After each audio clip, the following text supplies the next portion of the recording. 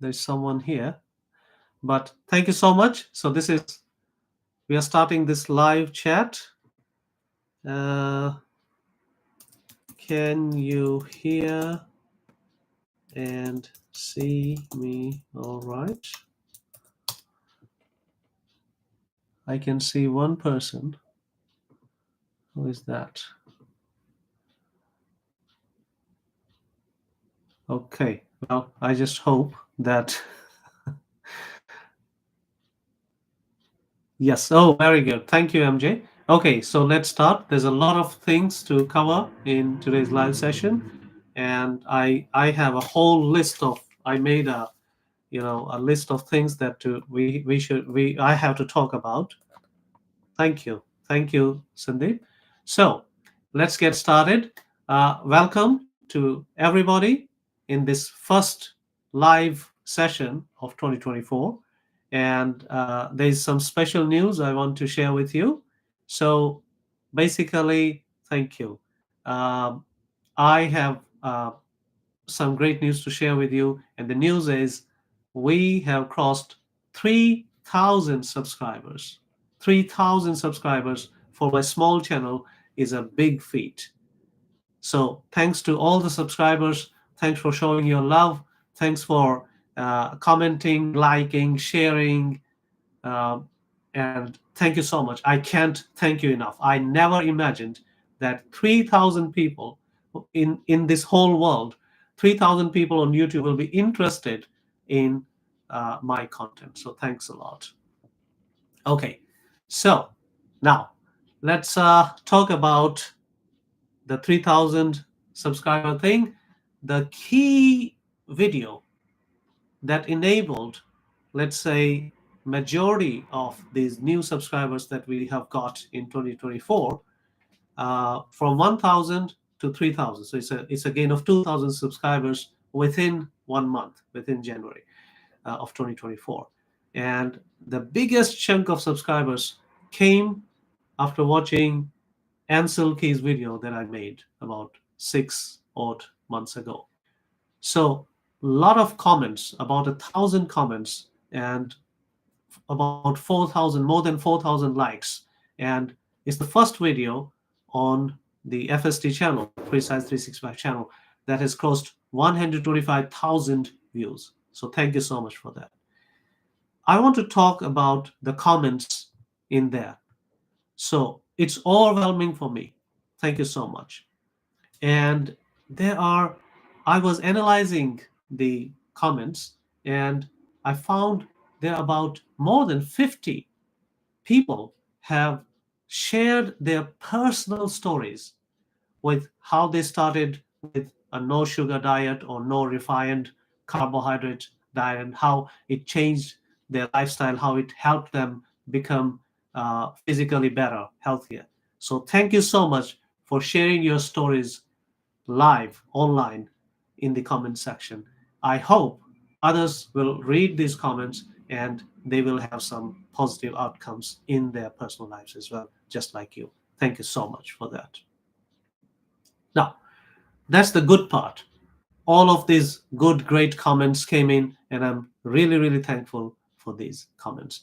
But being a science guy, being a science communicator, I can, because I'm also human, so I can easily get affected by what you call the confirmation bias. So I'm happy seeing people saying good things about this video, but I should also be talking about the things that were not so positive, comments that were not so positive about this video, because that's the definition of being a real science guy. So here are some of them. Quite a lot of comments were about, they were telling me you discounted the role of physical activity and you're just focusing on one part of the puzzle, i.e., sugars. But you should also talk about how our lifestyle has gone from a physically active lifestyle in the 50s and 60s to now a very sedentary lifestyle. And I must say, yes, I had to skip that part because, as you know, there's a limitation that we have on YouTube, i.e., 15 minutes. If a video goes beyond 15 minutes, usually people tend to watch it less. People tend to click on it less. So I try to keep my videos within a 15-minute time limit. And I'm a one-man channel. I'm a one-man army here. So I have to do the scripting, I have to do the research, I have to read all these medical papers, I have to understand things that I didn't know, medical terminology, engineering terminology, things like that, and then translate all of that into easy to understand language, then scripting, shooting, editing, uploading, everything I have to do all by myself. So one video, one well-researched video takes around 2 months to come about. So, and it has to be within 15 minutes limit. So that's why I didn't talk about other things. Many people talked about seed oils. Many people talked about physical activity that I should have included. And I actually talked about these things, but not in this video. And I'll tell you why. So, first is 15 minutes. Second is the focus is sugars and how Dr. Ansel Keys then misled people despite knowing in 1953, along with another researcher, they did a very massive study with limitless money available. And Malcolm Gladwell also talks about this in his podcast. I don't know something like revisionist history or something like that. So in that podcast, he's talking about this thing wherein these documents were found 20 years after the original research concluded that even though uh, replacing saturated fats with oils, seed oils, linoleic acid, basically reduces the cholesterol in the body, but it doesn't reduce the chance of heart diseases. So I should have talked more about seed oils. I should have talked about physical activity, but I had to keep my focus on sugars and sugar like things, basically refined carbohydrates. Uh, then there were some comments about some of the comments were like, well, high fructose corn syrup is not technically sugar. Yes, I agree with you. I take this criticism. High fructose corn syrup is not glucose, it's fructose. It's very high in fructose. Glucose is very small, probably 80-20 or 90-10 ratio of fructose and glucose. In the sugar, I still call it sugar because, see, my challenge is to translate technical words, jargon, into easy to understand things, words that can be used and understood by common people, non-sciencey people. So that's why when I say sugar, it includes high fructose corn syrup or thousands of names that, maybe I'm exaggerating, not thousand, but definitely in hundreds. Marketing people, they then put in, if people don't like sugar, well, there is sugar in the food material that we are preparing here, but people don't like the word sugar, so let's change it with something that doesn't sound as the word sugar. And one example is high fructose corn syrup.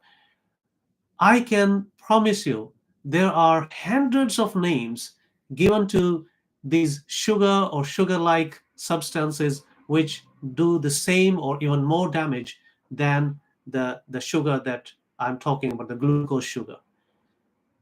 There is a video which I can make in the future where I'm just collecting all the names of different types of names that are given to the same dangerous refined sweeteners, uh, and just speak them one after another.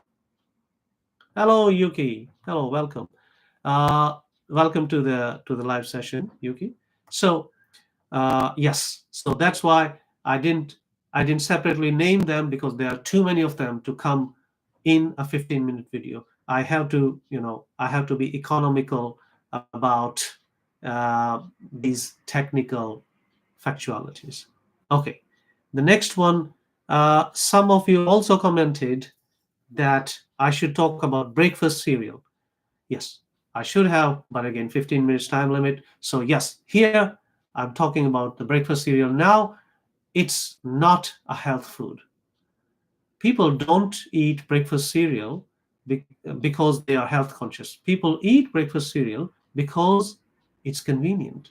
You just have the breakfast cereal, you add milk to it, and you have a ready meal within, let's say, 2 minutes.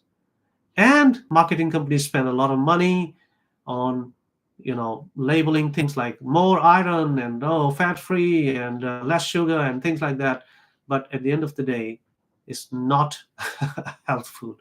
If you are eating if you're eating breakfast cereal, just, I'm not saying you should not eat breakfast cereal or you should eat breakfast cereal, you should not eat sugar, or you should, I'm just putting the facts in front of you, objective facts, or at least as objective as I can get. So objectively speaking, breakfast cereal, you can enjoy it every day if it floats your boat, but it's not a health food. It's a convenience food. Keep that in mind. The same goes for refined carbohydrates. What are refined carbohydrates? Well, you take, for example, wheat, and you grind it and you make flour out of it. You know, people used to do this all the time about 40, 50 years ago. But now you don't have uh, a wheat milling machine. You don't have you don't have these mills that you used to have at homes, which you could use to change wheat into flour with with the chef, with the fiber part intact along with that, and you'll make bread out of it, you'll make roti, chapati, all of these things.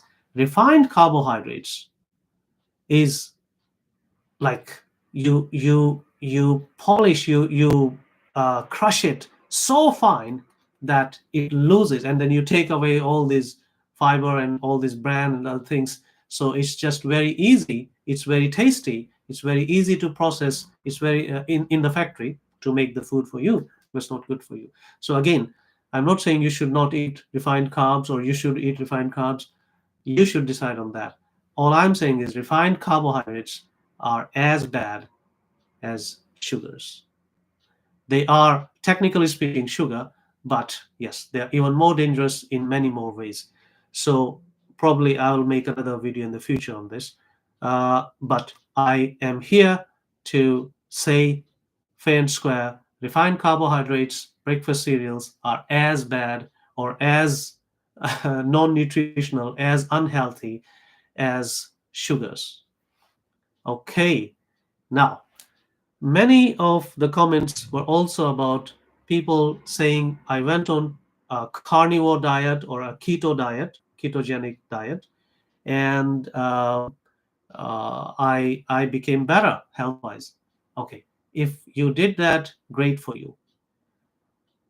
But as a science educator, as a science communicator, I should also make my stand clear, because quite a lot of the subscribers have come from that background, and so I don't want them to have wrong expectations from me. I myself prefer a vegetarian diet, primarily vegetarian diet. So once in a while, for example, on Christmas, yes, you can have your chicken. Organic is better, roasted is better, things like that.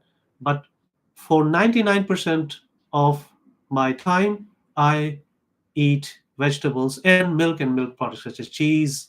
Sometimes I also have eggs because I need a lot of protein. I walk 10 kilometers every day on average. Sometimes it goes to 15, sometimes 20, but on average, I'm walking 10 kilometers a day. And that's all the exercise that I do. I don't go to a gym. That's all I do. And 10 kilometers, as you can imagine, is not not very easy. You need a lot of protein because you need to repair the muscles, especially now when I'm 45 plus. So I'm also aging, and that also, plays a part. So I need my protein. I try to get protein from milk, sometimes from cheese, sometimes from eggs, but not they are not part of my regular diet. I am basically a vegetarian. Sometimes I have boiled soybeans and I add them with yogurt, and I put some, for example, garlic. I add garlic and ginger, and I eat it, and that fulfills my protein requirements. But again, I'm not here to tell you should have keto or not have ketogenic diet. You should have Atkins diet or not have Atkins diet. You should have carnivore diet or not have a carnivore diet. That you decide. YouTube is available for you. On YouTube there are many channels available for you. There's a lot of content available for you. You decide what to do. But what I have gathered so far is that a primarily vegetarian diet with occasional filling of protein from animal sources is good. I don't believe in extreme diets. I don't somehow I don't feel comfortable. I know one person, a friend of mine, in college in US. He started uh, doing this Atkins diet. I think that was the craze in 2000s, and so he started smelling really bad, and he also told me about uh, suffering from constipation continuously, and so he did it for about 6 months, but at the end of it, he didn't. Maybe his body did not accept it. But again, if it's good for you, if it works for you, if the blood work and other reports show that you're improving, and if you have a reliable doctor uh, that you can trust, you can take that journey. That's great for you. Also, I'm not a health influencer.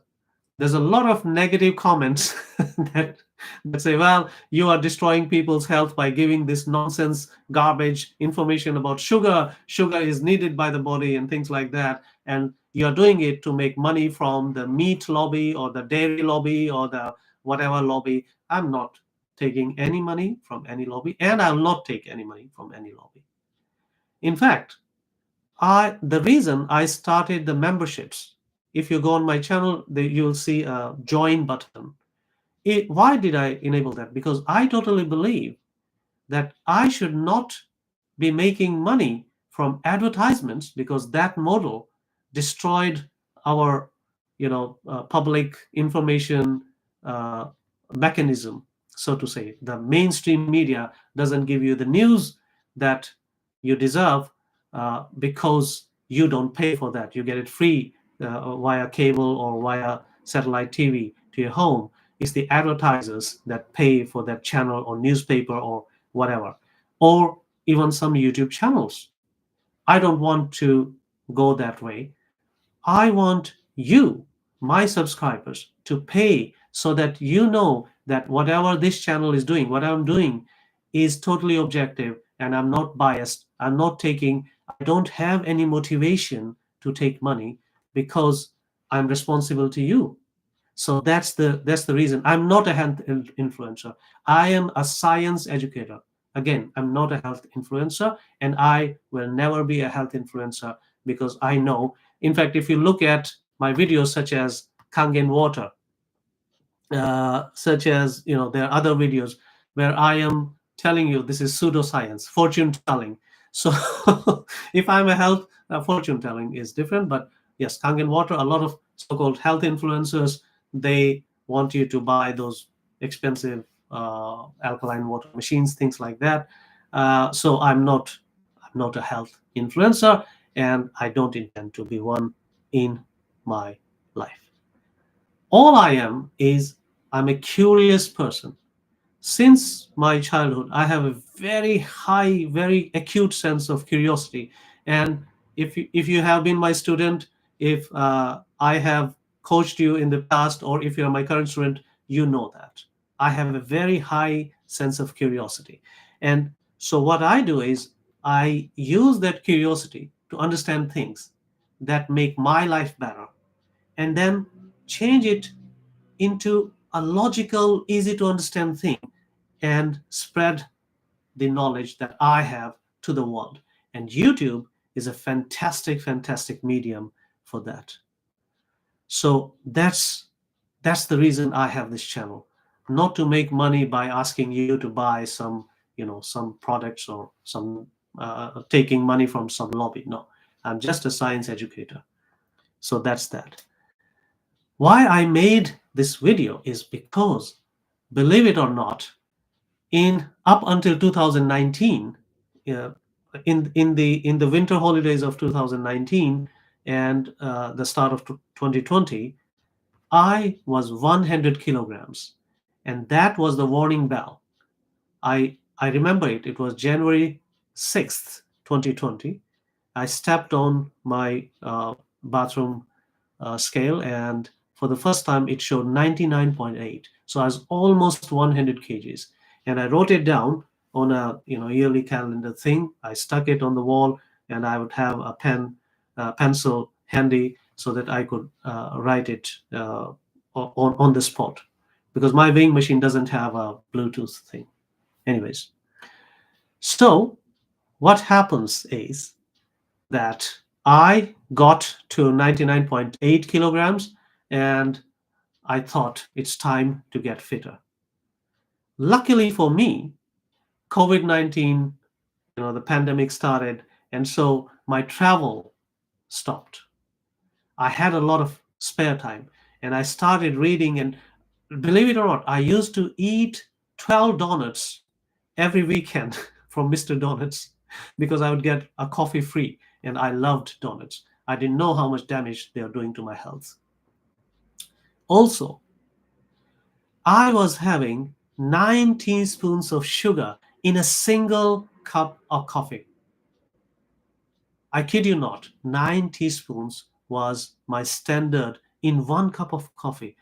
Now when I think about it, it's it's impossible even to imagine. Even though I was doing it, I was telling people, I was doing it in front of my classmates in college, and they would ask me, "Wow, why do you have so many these sugar sachets put in this small amount of coffee?" Because that's what I felt good about.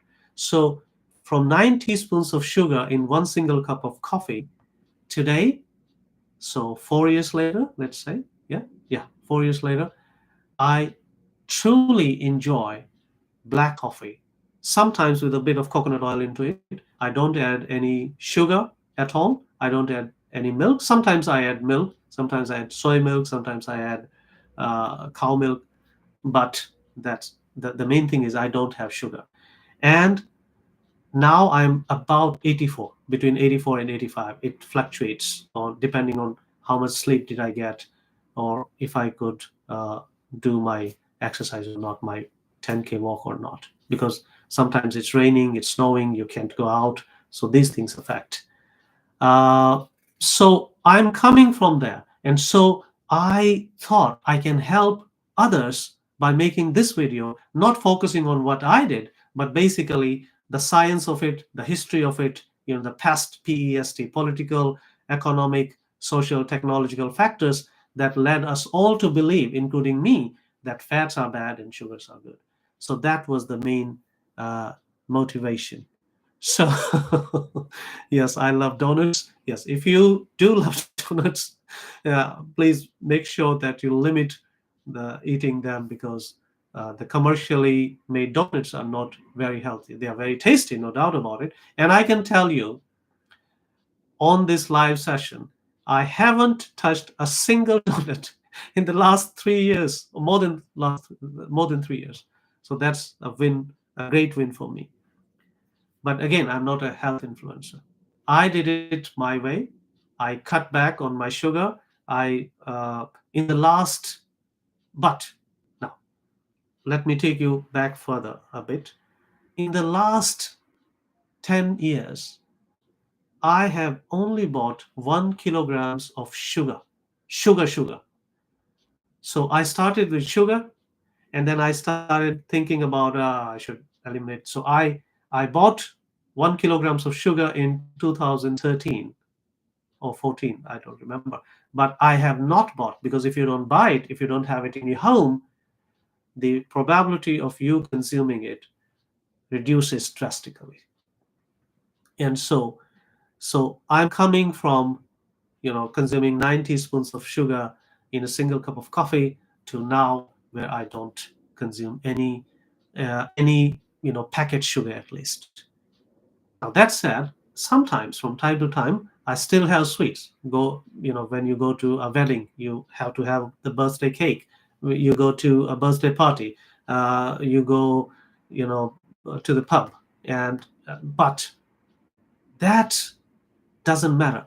The main consumption to your health, if you're not doing a lot of that activity, which I don't because of my work, I have to teach. I have to so I can attend a lot of parties or things like that. But the main thing that makes you consume a lot of sugar, bad sugar, is because you have it in your home. I stopped buying it, and that paved the way to then go to this path. Okay, enough about me. I think I'm sounding very narcissistic. Sorry. So let's stop there. But I just want to make sure that you hear it clear and loud. I'm not a health influencer, and I'll never be a health influencer. I don't. I don't feel good about being labeled or thinking myself as a health influencer.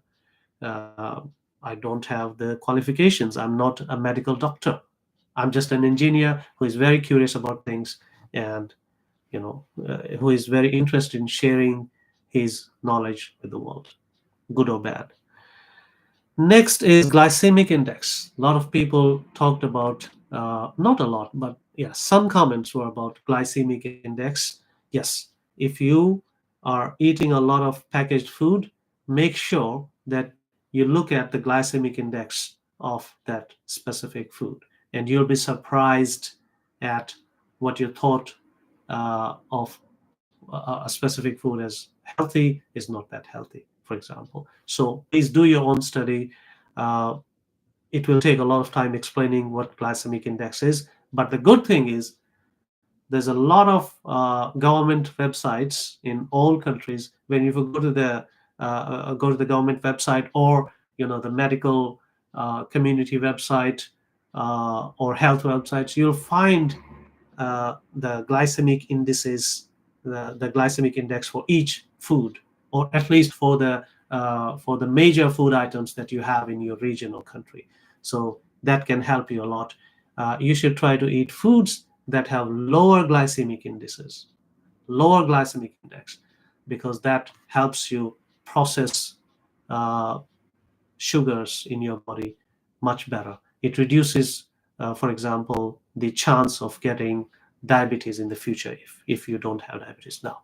So that's one more thing that you should be careful about. Always look at the glycemic index of the food that you're eating or that you like eating.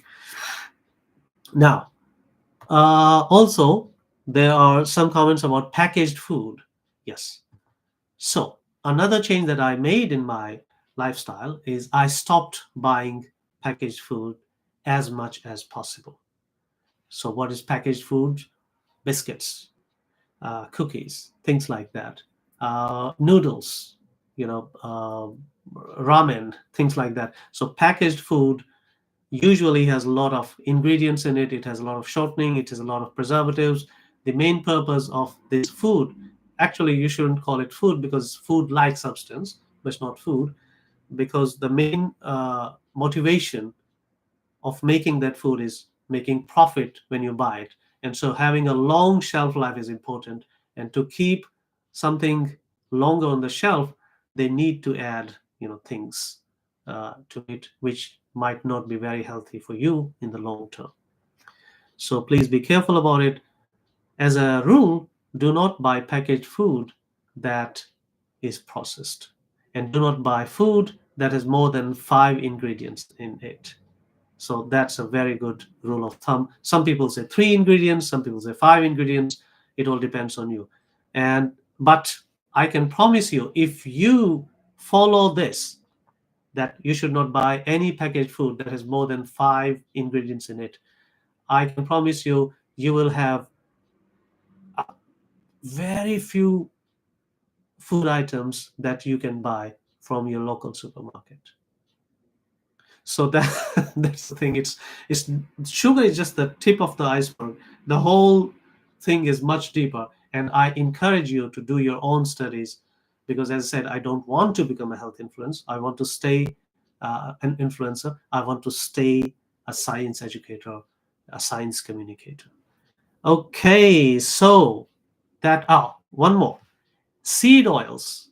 I think there are a lot of comments. People are saying seed oils are also bad, and 2 or 3 specific comments of people asking me to make a dedicated video on seed oils. So I can promise you I'm on it. I'm doing my research, and to set the record straight, I don't have a preconceived notion on if seed oils are good or bad for you. I myself, I don't know, but I naturally like coconut oil. So I have unfiltered coconut oil or butter or ghee. Sometimes I get ghee, and I use it. I very seldom use the oils that are commercially available in your supermarket. And the reason is not scientific at all. The reason is very strange. Somehow, about 2 years ago, I I was making, I think I was making some curry or something. I was making my food, and I realized that the oil that I'm using has no smell. But then I started thinking about when I was a kid. My father is a farmer. He grows mustard, and what we would do is we would take the mustard out. We would harvest it, and then some of it we would sell majority of it in the market, but some of it we keep for ourselves, and we would then get it milled and take the oil out. And this oil had a very rich aroma, very rich smell. Similarly for coconut oil, similarly for ghee, similarly for butter, they have smells. But the cooking oil that we use, we buy from supermarkets, they don't have any smell. Usually they have no smell. And somehow, even though it's very non-scientific way of thinking, that's just using your hunch to them. And I started, consuming them less and less. So that's there. But I have a clean slate. I'm looking for the studies in medical journals, meta studies, research studies in, for example, BMJ, the New England Journal of Medicine, things like that, and Lancet, all of these available reports from reliable sources. And then I will make the video on seed oils. It takes about 2 months to do the research, script it, and make a video. But please do not expect that the video will be against seed oils or in favor of seed oils. I will do what I can, and I can promise you one thing and one thing only, that whatever you get will be as objective as possible on my side. So I will bring out the video because I think there's a lot of curiosity. But if it doesn't agree with your way of thinking, I'm sorry for that. And if it does agree with your way of thinking, well, all the good. Thanks. Yeah, please subscribe more and more. So, so that's that. The seed oil video is coming, but it will take about 2 months. I'll try to make it faster, but I don't want to compromise with the quality of the material, the references that I give you.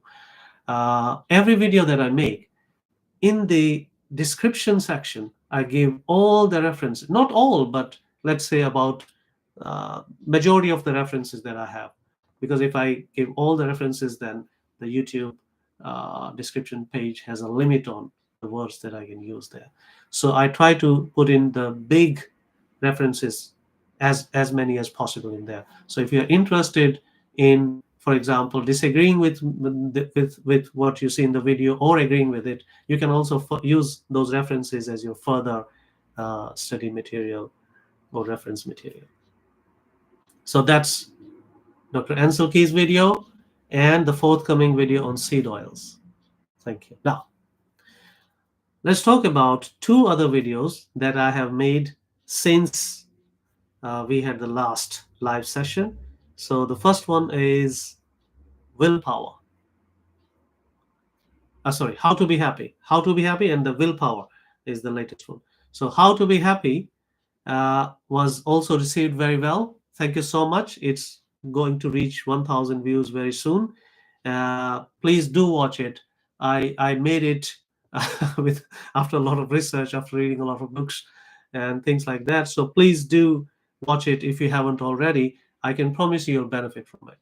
It's a very, how to say, it's a very happy video.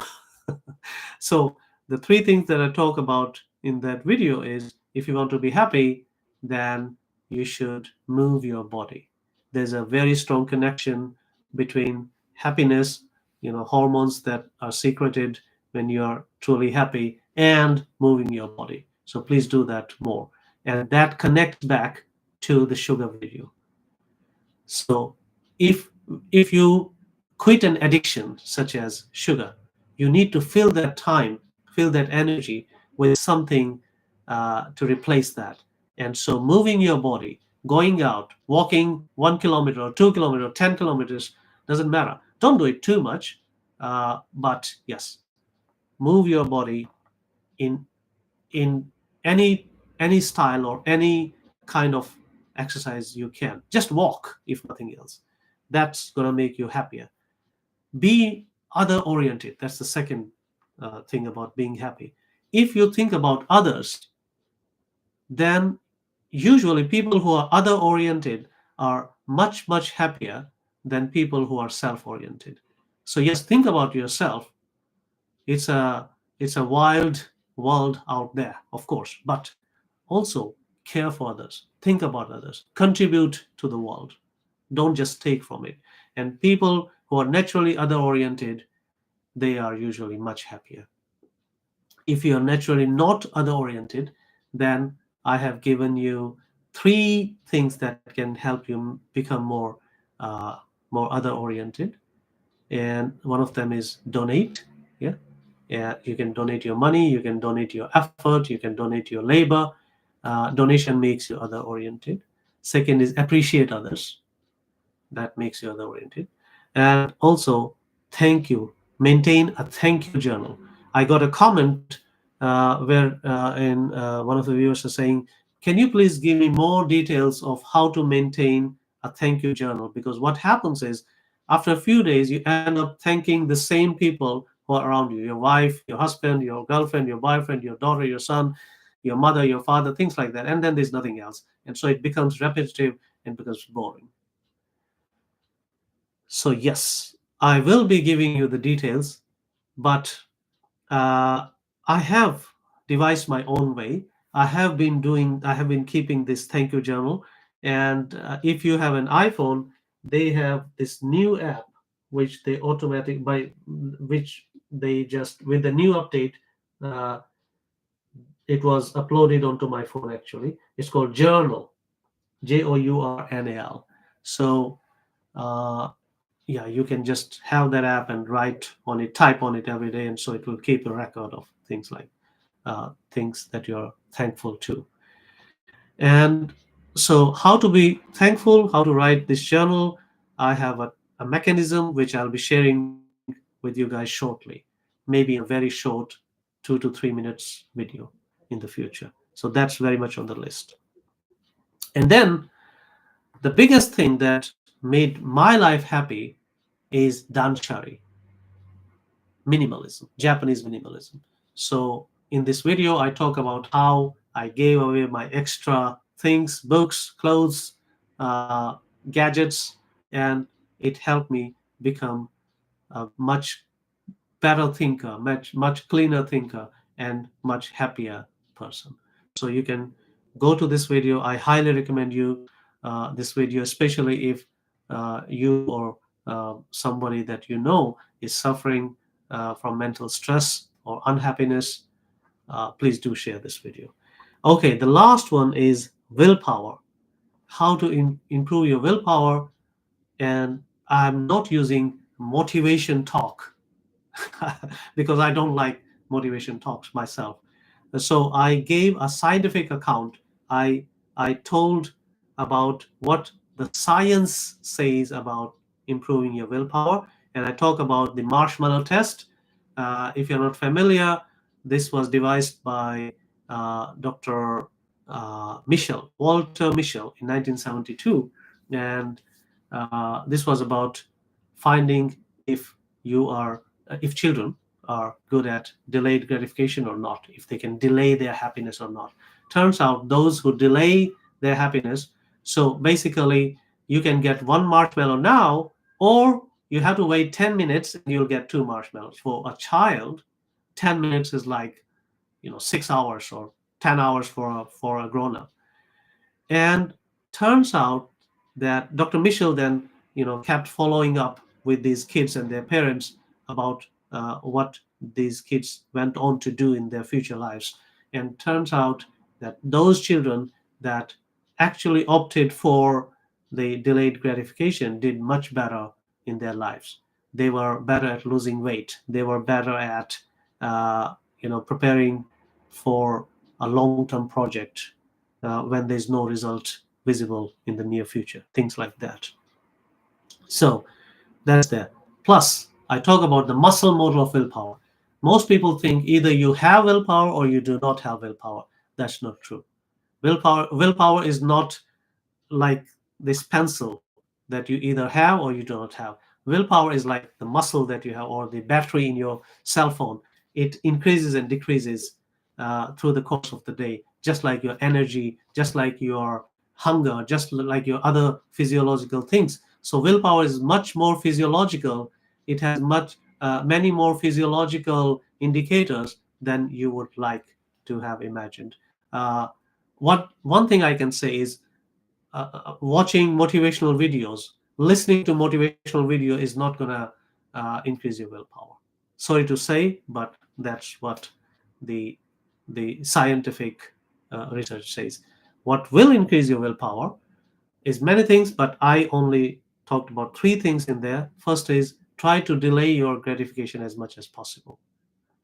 Now, this willpower video and this happiness video, these videos also that go back to the sugar video.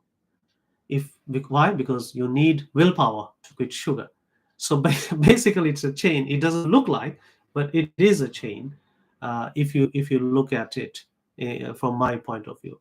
So how can you increase your willpower? How can you, like me, how can you quit from sugar from 9 teaspoons in every cup of coffee to 0 teaspoons now? From 100 kilograms to 84, 85 kilograms now. How can you do that? Well, yes, you have to find ways of delaying your gratification. Second thing is sleep. And yes, so many of my students have asked me to make a detailed video on this sleep thing as well, how to sleep better.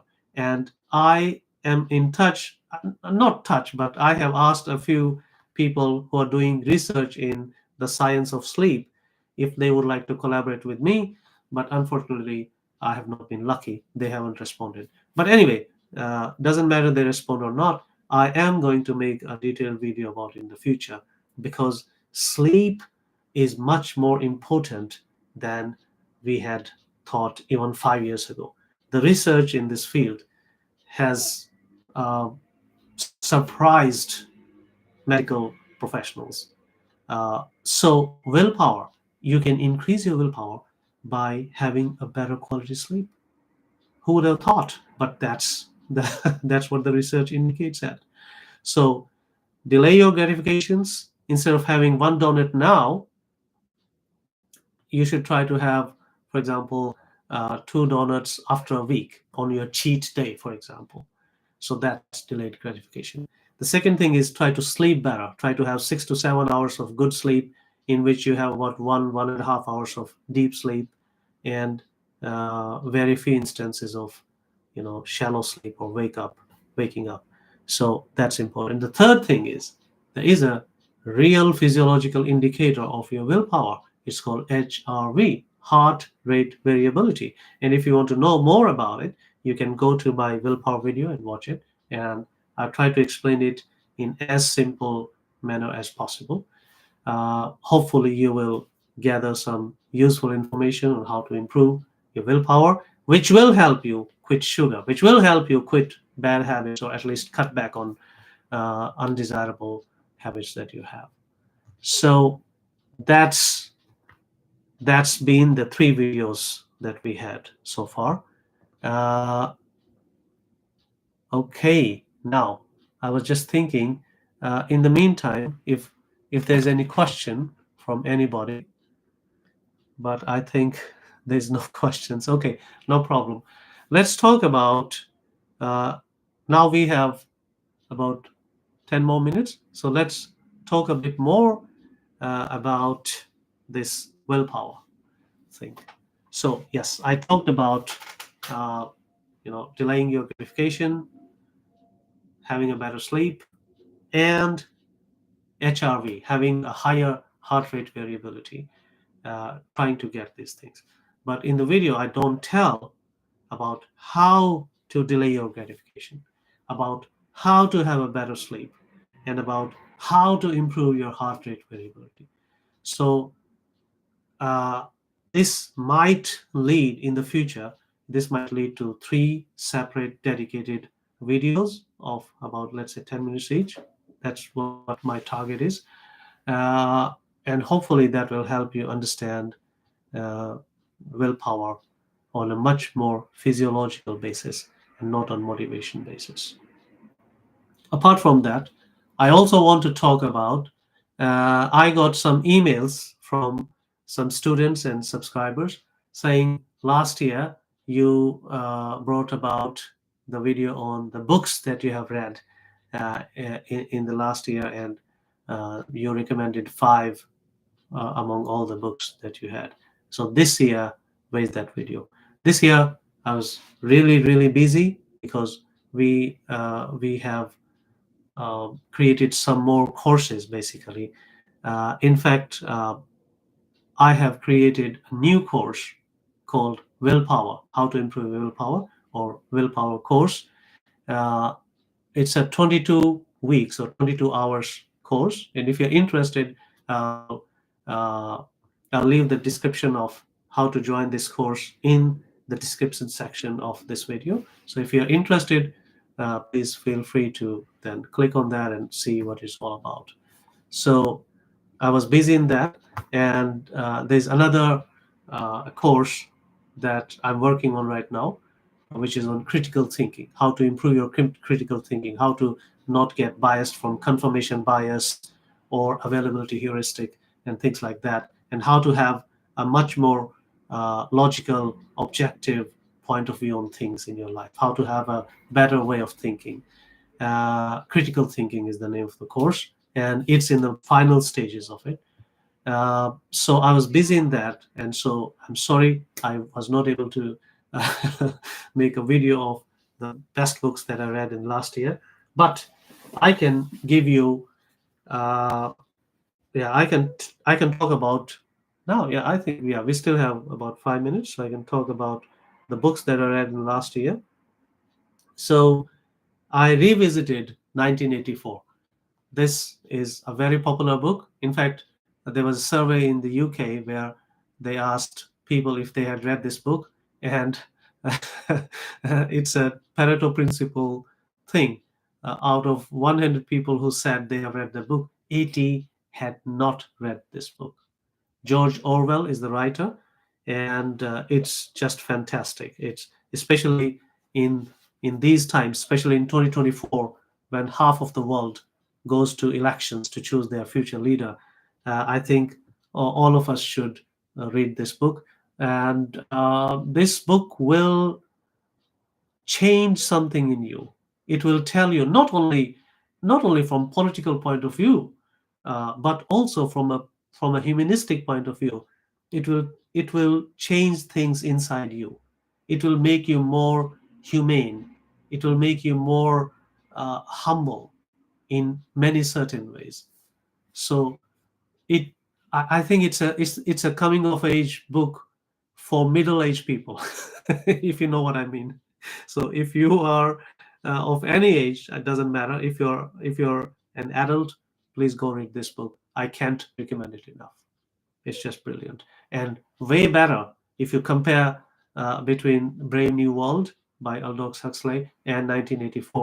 1984 is much more mature in its narration and content and storytelling than Brave New World. Uh, I shouldn't say that because Brave New World itself is a very great book, but compared to 1984, it's nothing. It's not nothing.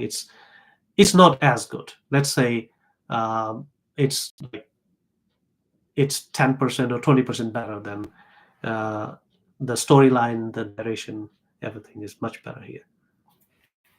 Then the next book that I I read was Chaos. So I didn't know about this book and the writer of this book, but I was actually very interested in knowing about the writer is Owen Jones. He's a British writer, and he talks about how because not only on my channel but also the people that I talk with, they do not trust the mainstream media. Why do they not trust mainstream media? What happened? So this book talks about how the Thatcher government and uh, after that Labour government of Tony Blair, the political angle of how uh, they the media started demonizing the people, hardworking, blue collar, job holding people in the mainstream media, and it became fashionable, and so they were just cut off from the mainstream media. Their concerns, their thoughts, their aspirations were not worth mentioning on the main media. So this book talks in detail about what happened. Then I also read a book called Flow by Mihaly Csikszentmihalyi. It's a very strong, very, very long surname. I'm sorry, but this guy, I was recommended this book by a lot of friends of mine. I didn't find this book very useful. Maybe the way he writes is not very good. He can be a great guy. His TED talk is fascinating. I watched it, and after that, I bought the book. But the book is not that great, to be honest, in writing. Grit, another book that I read by Angela Duckworth, is much better written compared to Flow. Uh, Another good book that I read on this topic of health, personal health, was How to Make Disease Disappear. It's written by Dr. Rangan Chatterjee. It's an Indian name, but he's a Brit. I think he's a second generation Brit. Anyways, he's a doctor, he's a medical professional, and he talks about how a personal tragedy in the starting of the book, I won't give you much away, but a personal tragedy in his family made him think about how health can be improved on a more holistic in a more holistic way than just prescribing medicine. It's a must read for anybody who is interested in improving their health uh, in a meaningful way. So it's a great, great book. Then I also read this book called On Writing by Stephen King. He's a fictional, I'm not much into fiction, but this book is fascinating, just amazing. Going into this book, I didn't think that I'm going to like this book. I just wanted to make my YouTube videos better, better script for my YouTube videos. So I thought maybe I can take something from him. I can learn something from his fiction writing style to make my videos more flowing, more easier to understand. But I ended up loving. This is my number one recommendation of all the books that I read in the last year in 2023. It's just fascinating. It's an autobiographical account of Stephen King, but it's just out of the world. If you have time and even if you're not interested in fiction or, sorry, even if you're not interested in fiction, go read this book. You will not regret giving time to this book. Okay, we are in the last 5 minutes of today's live session. So what else did I read? I read, let's go to Principles by Ray Dalio. It's a great book, especially the first part. Part one is fantastic. Again, it's autobiographical, it's aspirational. I really liked how Ray Dalio started his career and went on to become one of the best companies in his field. Second part, the real principles that he talks about, well, it depends on, yeah, it's like, it's more preachy than I would have. For my taste, it was a bit more preachy. But the first part is fantastic. Then an absolute fantastic book that again I had no expectation from, but it ended up surprising me, was Shoe Dog by Phil Knight. Now I had this book lying around, I think for zillions of years. I don't know, for more than 8 years. I bought it, but I never had the time to read it. But then last year, I started reading it on a flight, and I, I, I truly, truly enjoyed it. It's fascinating how this guy Phil Knight, he started Nike. If you are starting your own business, small business, you must read this book. It it's it's inspiring without giving you a single word of hollow motivation. He doesn't motivate. He doesn't even motivate his best salesman. Even after the salesman sends him letters saying, I want words of motivation, and Phil Knight doesn't answer him, doesn't reply to his letters. It's a fascinating story. It will make you laugh, it will make you cry. It's a fascinating read. Please go read it, this book, Shoe Dog. Then I also read Super Forecasting by Dan Gardner and Philip Tatlock. Again, good book, great book, because I'm a student of behavioral psychology, and this book talks a lot about how behavioral psychology and modern mathematics and computational technologies come together and how they can be used in super forecasting. Another good book I read was Surely You're Joking, Mr. Feynman. Being a science communicator, I always look for material where I can get some ideas. Basically, I wanted to get a better grip on quantum mechanics. I didn't get much on quantum mechanics from this book. This book is an autobiography from Richard Feynman. So by this time, I'm sure you know that I like reading biographical or autobiographical books more than fiction books. So again, good read, very good book.